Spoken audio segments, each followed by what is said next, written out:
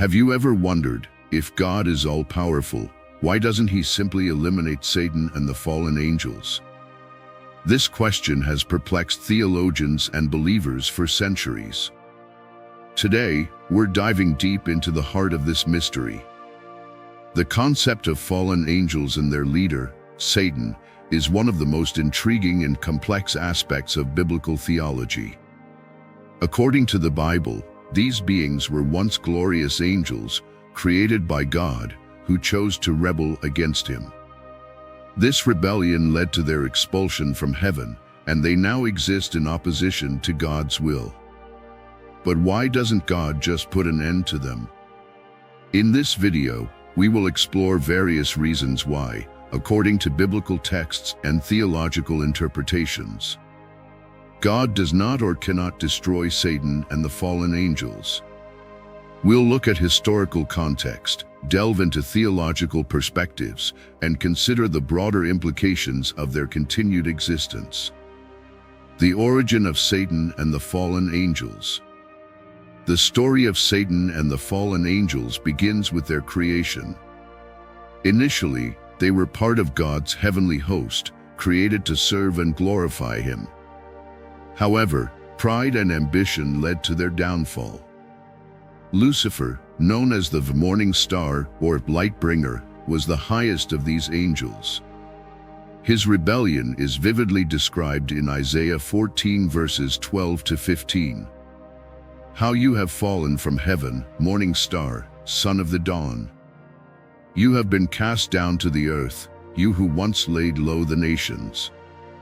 You said in your heart, I will ascend to the heavens, I will raise my throne above the stars of God, I will sit enthroned on the mount of assembly, on the utmost heights of Mount Zaphon.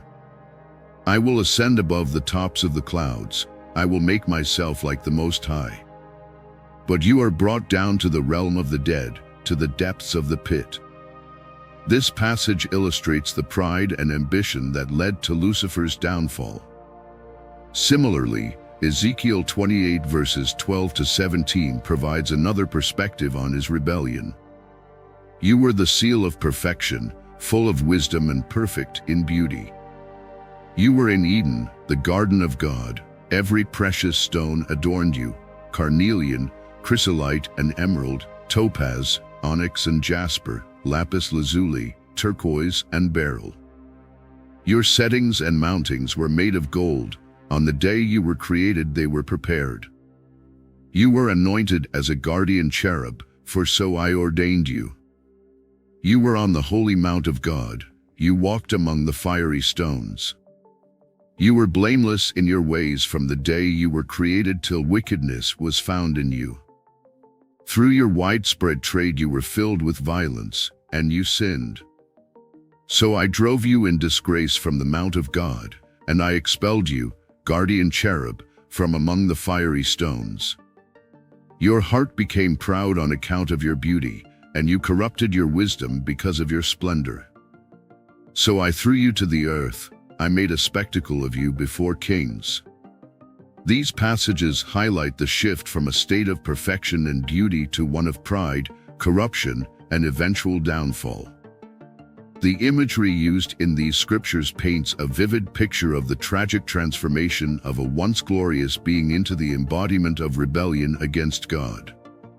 Lucifer's pride and desire to exalt himself above God led to his expulsion from heaven, marking the beginning of his role as Satan, the adversary. Biblical references. The Bible is replete with references to Satan and the fallen angels. One of the most vivid descriptions of their rebellion and expulsion can be found in Revelation 12 verses 7 to 9. Then war broke out in heaven. Michael and his angels fought against the dragon, and the dragon and his angels fought back. But he was not strong enough, and they lost their place in heaven. The great dragon was hurled down, that ancient serpent called the devil, or Satan, who leads the whole world astray.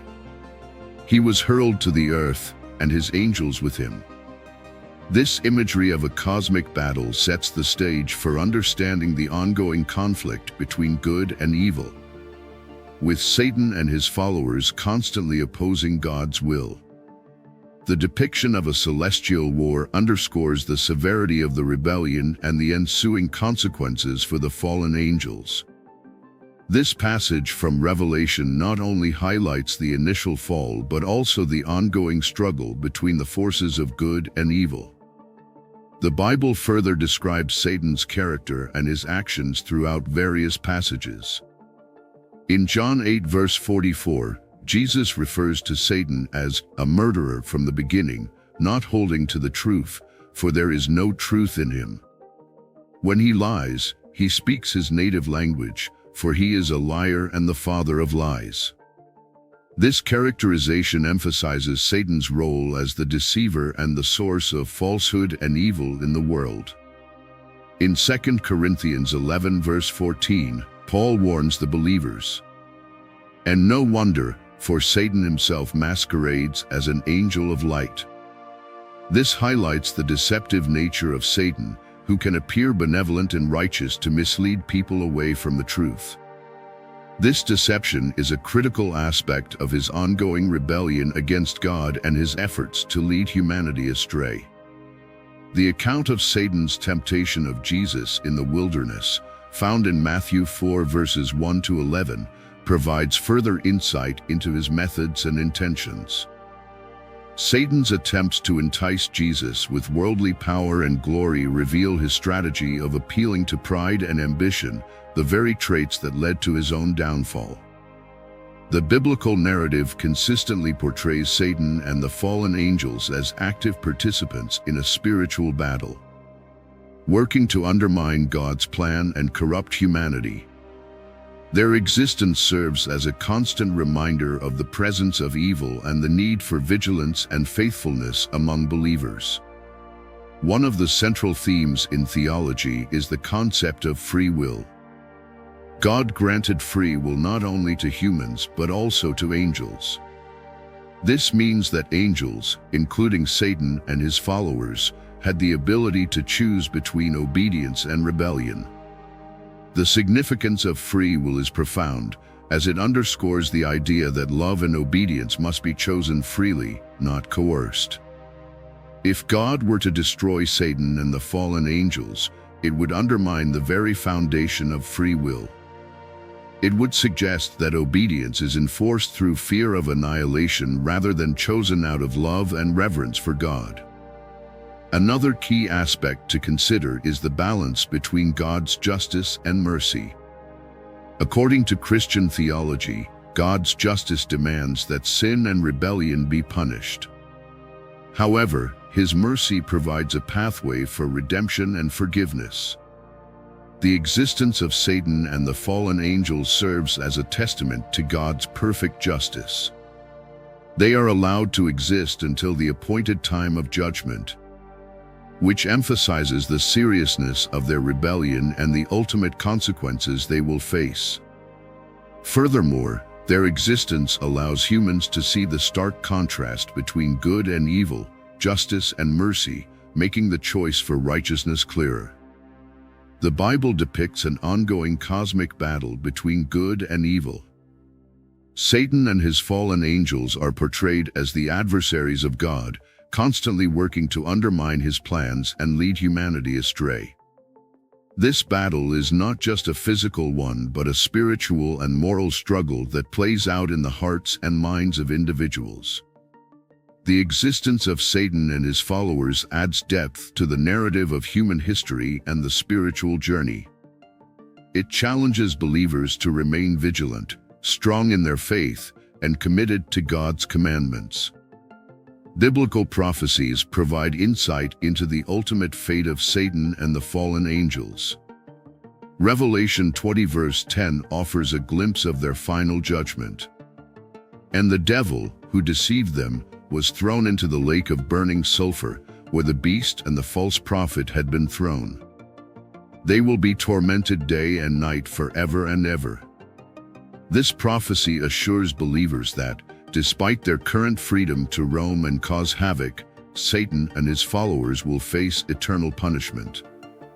Their ultimate defeat is certain, highlighting the triumph of good over evil in God's perfect timing.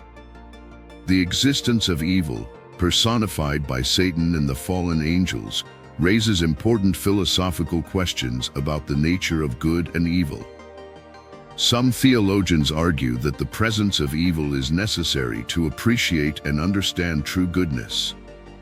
Without the contrast, the concept of good might lose its significance. Saint Augustine, an early Christian theologian, suggested that evil is not a separate entity but a corruption or absence of good. This perspective implies that the presence of Satan and the fallen angels, as embodiments of evil, highlight the importance and value of goodness. Suffering is a common theme in the human experience, and many wonder why a loving God allows it. The presence of Satan and the fallen angels contributes to the existence of suffering, but it also provides opportunities for spiritual growth and reliance on God. Trials and tribulations can strengthen faith, build character, and draw individuals closer to God. The Apostle Paul wrote in Romans 5 verses 3-4, "Not only so, but we also glory in our sufferings, because we know that suffering produces perseverance, perseverance, character, and character, hope." This passage emphasizes that suffering, though painful, can lead to positive spiritual outcomes. Understanding why God does not destroy Satan and the fallen angels requires looking at the bigger picture of God's ultimate plan. According to Christian theology, God's plan encompasses the redemption of humanity and the restoration of creation. The existence of evil serves a temporary purpose within this grand design, leading to the eventual triumph of good and the fulfillment of God's promises. The Bible outlines a narrative arc that includes creation, fall, redemption, and restoration. The presence of Satan and the fallen angels fits into this narrative as part of the fall and the ongoing struggle between good and evil. However, the ultimate resolution is the restoration of all things, where good will ultimately triumph. We have explored the origins of Satan and the fallen angels, delved into various theological perspectives, and considered the broader philosophical implications of their existence. We've seen how free will, justice, mercy, and the cosmic battle between good and evil play crucial roles in this complex issue. For believers, understanding why God allows Satan and the fallen angels to exist can deepen their faith and resolve. It highlights the importance of free will, the seriousness of sin, and the necessity of staying vigilant in the face of spiritual opposition. This understanding can also encourage believers to trust in God's ultimate plan and His promise of justice. It serves as a reminder that, despite the presence of evil, God's sovereignty remains unchallenged, and His purposes will ultimately prevail. Despite the presence of evil, we can find hope and encouragement in God's ultimate victory. The Bible assures us that evil will not have the final word, and that God's justice and mercy will prevail. In Revelation 21 verse 4, we read about the future hope.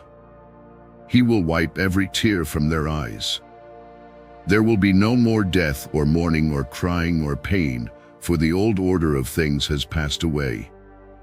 This promise provides comfort and assurance that, in the end, God's goodness will triumph over all evil. Thank you for joining us on this journey. If you found this video insightful, please like, share, and subscribe for more explorations of faith, theology, and the mysteries of the divine.